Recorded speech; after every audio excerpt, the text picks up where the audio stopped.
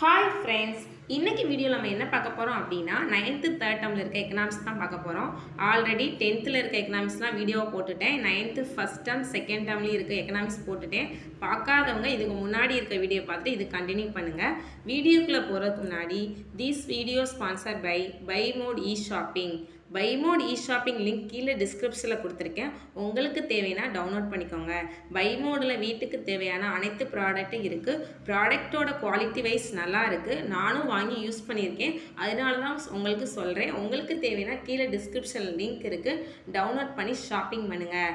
இப்போ வீடியோக்குள்ளே போகலாம். இன்றைக்கி எந்த லெசன் பார்க்க போகிறோம் அப்படின்னா தமிழ்நாட்டின் வேளாண்மை தான் பார்க்க போகிறோம். இதில் குரூப் 4க்கு தேவையான முக்கியமான பாயிண்ட்ஸ் மட்டும் சொல்கிறேன். இனி குரூப் 4க்கு 35 நாள் தான் இருக்கனால நான் வீடியோஸ் கொஞ்சம் ஃபாஸ்ட்டாக அப்லோட் பண்ணுறேன். எக்கனாமிக்ஸை முடிச்சுட்டு நெக்ஸ்ட்டு பாலிட்டி பார்க்கலாம். ஓகே, இப்போ வாங்க முக்கியமான பாயிண்ட்ஸ் பார்க்கலாம்.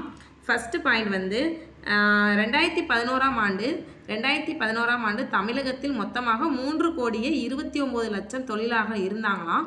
அதில் 96 லட்சம் பேர் விவசாய தொழிலாளர்கள் ஆவார். அதாவது 3,29,00,000ல் 96 லட்சம் பேர் விவசாயம் இருந்தாங்களாம். ஏறத்தாழ 55 விழுக்காடு பெண்கள் வேளாண்மையில் ஈடுபட்டிருந்த 2011ஆம் ஆண்டில் 1/3 கூடுதலாக ஆண்கள் மட்டுமே அந்த துறையில் ஈடுபட்டிருந்தாங்கன்னு சொல்லியிருக்காங்க.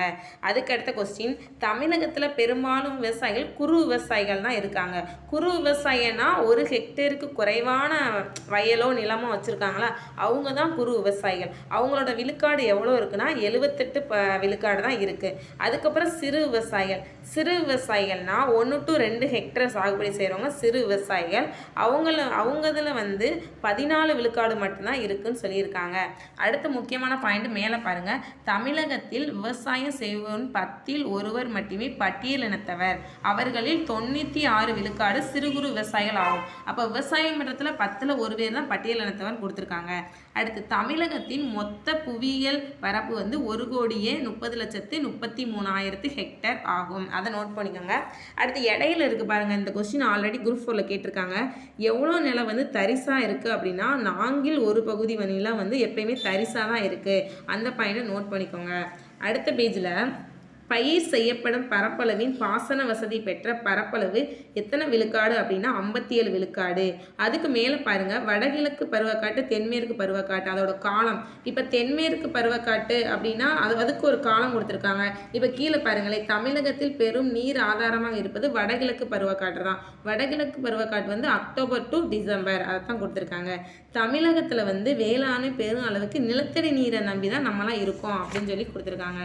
அடுத்த பாயிண்ட் தமிழகத்தில் 139 ஒன்றியங்கள் அளவுக்கு அதிகமான நிலத்தடி நீரை பயன்படுத்துகிறாங்க. 100 ஒன்றியங்கள் மிகையாக பயன்படுத்துகிறாங்க. 11 ஒன்றியம் நீரின் தரம் குன்றியும் பயன்படுத்துகிறாங்க. 136 ஒன்றியங்கள் மட்டும்தான் நிலத்தடி நீரின் அளவு குன்றாமலும் தரம் குறையாமலும் பயன்படுத்துகிறாங்கன்னு சொல்லியிருக்காங்க. அந்த பாயிண்ட் நோட் பண்ணிக்கோங்க. அடுத்த முக்கியமான பாயிண்ட் மறைநீர் என்ற பதத்தை உருவாக்குனவர் டோனி ஆலன் 1990. மறைநீரில் நம்ம இந்தியா எத்தனாவது பிளேஸ்ன்னு கேட்பாங்க, 5வது இடம். அதை மட்டும் நோட் பண்ணிங்க.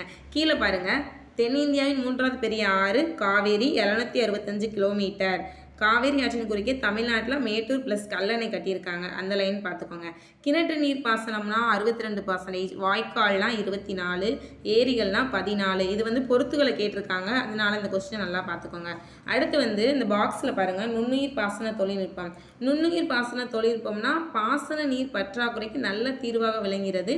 இத்தொழில்நுட்பம் பாரம்பரிய நீர்ப்பாசன முறையை விட பயிர்கள் அதிக அளவில் மசூல் கிடைக்குது. அதாவது தண்ணி கொஞ்சமாக தான் செலவு பண்ணுவாங்க, ஆனால் மசூல் அதிகமாக கிடைக்கும். அதுதான் அதோட மீனிங் கொடுத்துருக்காங்க.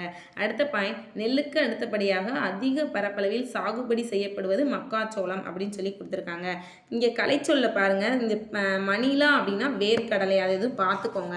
அடுத்து சில பேர் புக் பேக் ஆன்சரையும் வீடியோவில் ஆட் பண்ணுங்கன்னு சொன்னனால ஆட் பண்ணியிருக்கேன். அதையும் செக் பண்ணிக்கோங்க. பயிர் செய்யப்படும் பரப்பளவில் பாசன வசதி பெற்ற நிலப்பரப்புன்னு கேட்டால் 57%.